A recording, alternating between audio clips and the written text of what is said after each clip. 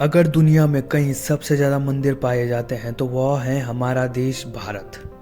और इस देश में पूरब से लेकर पश्चिम तक और उत्तर से लेकर दक्षिण तक जितने भी मंदिर हैं सभी का अपना अपना इतिहास है।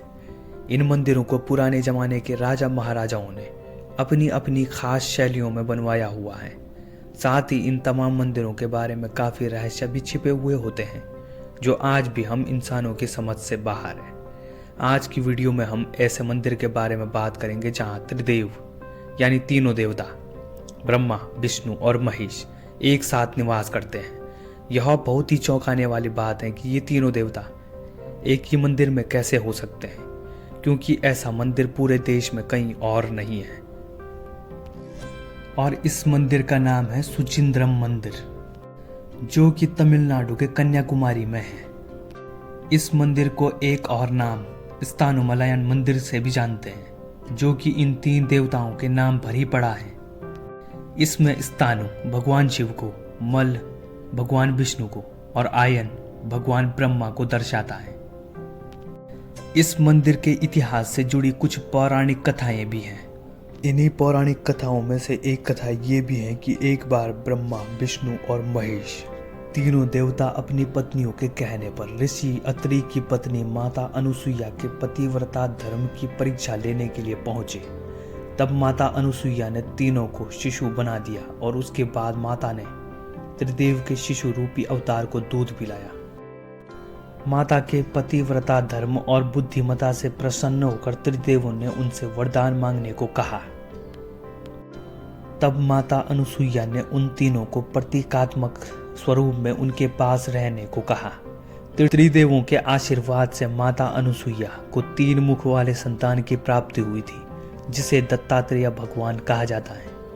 तब से इस जगह पर त्रिदेव की पूजा की जाती है।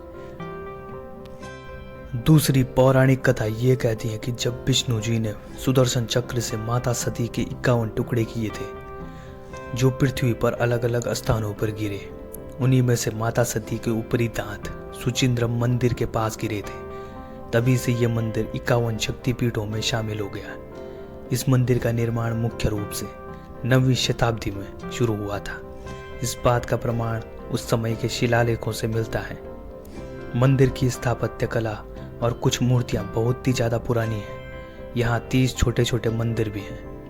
मंदिर के अंदर भगवान शिव, विष्णु, ब्रह्मा, नंदी और साथ ही साथ हनुमान जी की मूर्ति भी विराजमान है। यहाँ तीनों देवों को समर्पित त्रिलिंगम भी मौजूद है।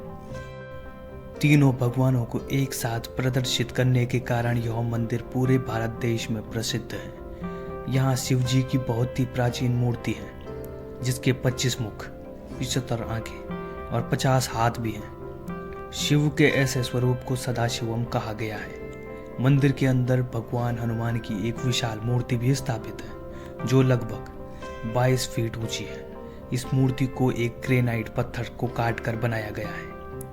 इसके अलावा यहाँ शिव की सवारी नंदी की भी एक बड़ी मूर्ति है, जिसकी ऊंचाई 13 फीट और लंबाई 21 फीट है। साथ ही यहाँ 4 मुख्य स्तंभ हैं, जो एक ही चट्टान के पत्थरों से बने हैं। और इन चारों स्तंभों में से अलग अलग वाद्य यंत्रों की संगीत की ध्वनि भी आती है। प्राचीन समय में इन्हीं से मंदिर में पूजा अर्चना की जाती थी। इन चारों स्तंभों की अनोखी बात यह है कि ये चारों एक ही चट्टान से बने होने के बावजूद भी अलग अलग धुन निकालते हैं। इतना ही नहीं, इन 4 मुख्य स्तंभों के अलावा यहाँ 1035 ऐसे स्तंभ भी हैं, जिनसे अलग अलग प्रकार की और भी ध्वनियाँ निकलती हैं। और जहाँ पर ये स्तंभ है, उसे नृत्य मंडप या फिर नृत्य कक्ष के नाम से भी जाना जाता है। यहाँ पर एक वृक्ष है जो 2000 साल से भी अधिक पुराना है। इसका तना अंदर से खोखला है और इसी खोखले तने के अंदर त्रिमूर्ति भी स्थापित है। इस मंदिर में मुख्य रूप से 10 दिनों तक चलने वाले रथ यात्रा का भी आयोजन किया जाता है और इसमें सभी भगवानों को रथ पर लेकर यात्रा भी निकाली जाती है। इन सभी के अलावा यहाँ दुर्गा पूजा, नवरात्रि और तमिलनाडु के दूसरे त्योहार भी मनाए जाते हैं।